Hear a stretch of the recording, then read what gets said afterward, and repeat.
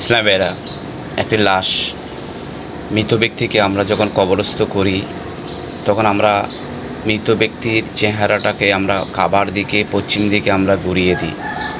এখন প্রশ্ন হলো, আমরা দিয়ে চলে আসলাম, কিন্তু খবর ওই মৃত ব্যক্তির সাথে কিভাবে ব্যবহার করেছে, কীরূপ ব্যবহার করেছে সেটা আমাদের জানার বিষয়। এখন প্রশ্ন হলো, আমরা তো সেটা অজানা, আমরা তো সেই বিষয়ে আমরা জানি না কবর ওই মৃত মায়াতের সাথে কিভাবে ব্যবহার করেছে। প্রশ্ন হলো, ওই ব্যক্তি যদি জীবিত অবস্থায় যদি নামাজি হয়, ও যদি কাবার দিকে সিজদা করে কাবাকে সম্মান করে, তাহলে কাবা ওকে রিসিভ করে নেবে। আর যদি বেনামাজি হয়, কাবা ওকে রিসিভ করে নেবে না। বলে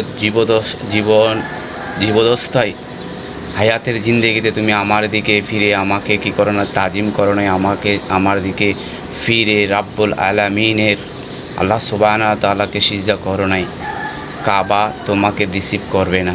ইসলামী বেরা, এটা হলো বেনামাজির একটি পরিণতি।